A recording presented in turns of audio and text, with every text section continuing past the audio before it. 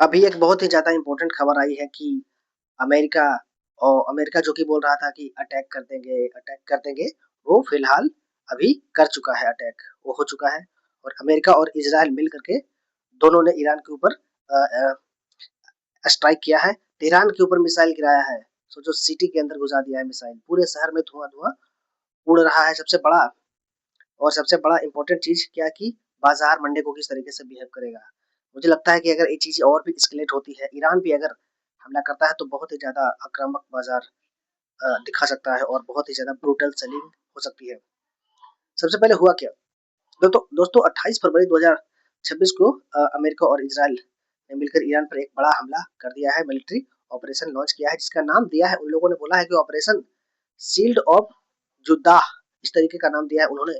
और हमले में तेहरान और हमले में जो ईरान पे जो हमला हुआ है, वहाँ पे कौन-कौन सी जगह हुआ है हमला? सुप्रीम लीडर खामेनेई का जो दफ्तर है सीधा उसी के ऊपर ये लोग अटैक किए हैं और प्रेसिडेंशियल पैलेस है वहाँ पे और नेशनल सिक्योरिटी काउंसिल भी शामिल है, ऐसा न्यूज़ में बताया जा रहा है।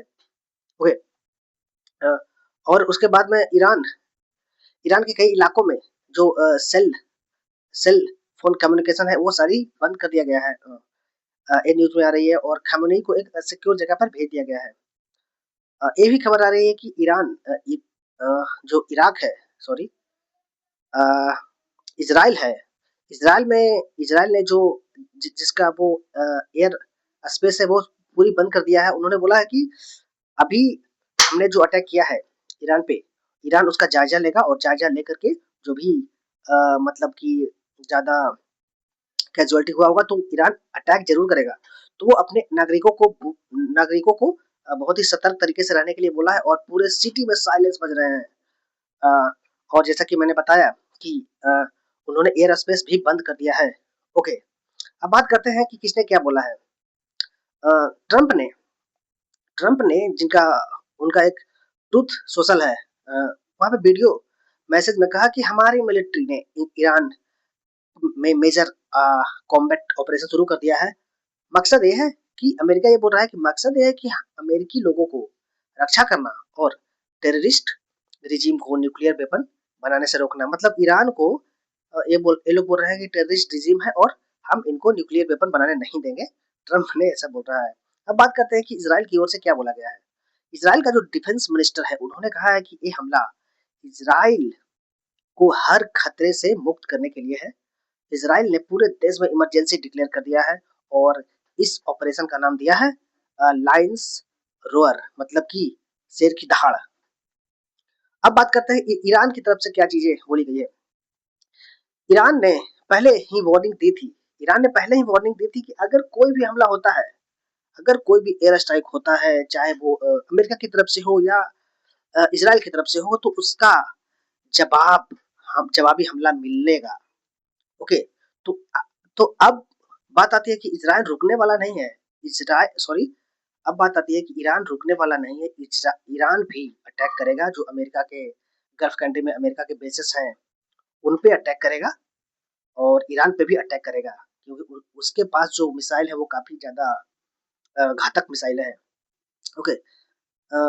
तो अब मैं बात करता हूँ कि ट्रम्प ये चीजें हुआ क्या, मतलब ये जो चीजें हैं ये नौबत आई क्यों। अ, आपको पता होगा कि जनवरी 2026 में ईरान ने ईरान में बड़े प्रोटेस्ट चल रहे थे। 26 में ईरान में बहुत ज्यादा बड़े लेवल पे प्रोटेस्ट चल रहा था जनवरी में। और ट्रंप ने खुद कहा था कि ईरानी रिजीम ने ट्रंप ने खुद बोला था कि ईरानी रिजीम ने जो भी प्रोटेस्टर है वहां पे कर रहे हैं उनको 32,000 प्रोटेस्टर को जान से मार दिया। पिछले हफ्ते जिनेवा में ओमान की मध्यस्थता से बातचीत चल रही थी। ट्रंप चाहता था कि पूरी तरह जो ईरान यूरेनियम इनरिचमेंट है, ईरान जो है यूरेनियम इनरिचमेंट कर रहा है उसको पूरी तरीके से बंद कर दे। मतलब सीधा सीधा कि तुम परमाणु बम नहीं बनाओगे, सीधा। ओके। लेकिन यह बात नहीं बनी और नतीजा ए स्ट्राइक के रूप में हो रहा है। आगे क्या होगा किसी को पता नहीं है, कहाँ तक एस्केलेशन बढ़ेगा, क्या ये तीसरे विश्व युद्ध की आहट है, मुझे नहीं पता। अब बात करते हैं सबसे ज़्यादा इम्पोर्टेंट हमारे लिए क्या है? हमारे लिए क्या है? हमारा स्टॉक मार्केट। अगर ये चीज़ें होती है, ये चीज़ें एस्केलेशन होती है, अगर आप देखो इससे पहले कि जो हमारा जीडीपी डेटा आया था वो 7.8% था, वो एक्सपेक्टेशन से काफ़ी ठीक-ठाक था। तो उससे एक एक्सपेक्टेशन लगाया जा रहा था कि क्या मंडे को मार्केट में अच्छा खासा तेज़ी देखने के लिए मिलेगा। ओके, फिर उसके बाद में यूएस का जो यूएस का भी एक डेटा इम्पोर्टेंट आया था। तो अगर पॉजिटिव चीज़ें आई थी और उसके बाद ये चीज़ें हो जाती हैं तो वो सारा चीज़ फिज़ल आउट कर देगा ये ईरान और अमेरिका का जो टेंशन है, ये चीज़ें। ओके, सबसे पहले वो अगर सबसे पहले मैं बात करता हूँ कि अगर ये चीज़ें एस्केलेट होती है, क्या दिक्कत आ सकती है इंडिया के लिए और दुनिया के लिए। मैं बात करता हूँ कि जो ऑयल प्राइसेस है, वो ईरान और इराक जो स्ट्रेट ऑफ हर्मुज है, उसको 2 कंट्री क्या करता है, कंट्रोल करता है। पहला ईरान और दूसरा इराक। अगर ये अगर ये दोनों बंद कर देते हैं स्टेट ऑफ हर्मुज को, तो काफ़ी दिक्कत आने वाली है, क्योंकि दुनिया का 20% ऑयल है ना जो इसी रास्ते से गुजरता है, स्टेट ऑफ हर्मुज से। अगर ये बंद होता है तो ऑयल के प्राइस शूट अप कर जाएंगे। आ, हो सकता है कि अगर ये चीजें एस्केलेशन जारी रहती है तो ऑयल के प्राइस है $120 से $150 प्रति बैरल हो सकता है, जो काफी ज्यादा भारत के लिए और दुनिया के लिए नेगेटिव संकेत होगा, क्योंकि जो भारत है वो 85% ऑयल है वो क्या करता है, इंपोर्ट करता है दूसरे देशों से। तो सीधा असर पड़ेगा हमारे देश पे, महंगाई पे, इन्फ्लेशन बढ़ जाएगा, काफी ज्यादा दिक्कत हो जाएगी।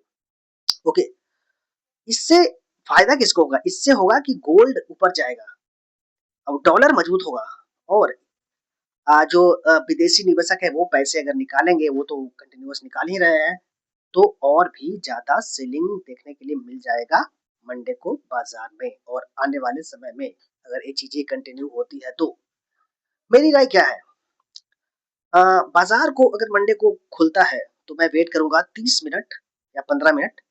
अगर कोई लेवल ब्रेक होता है तो मैं उस दिशा में जाऊंगा। अगर बहुत बड़ा गैप डाउन ही हो जाता है तो उसका बात ही अलग है।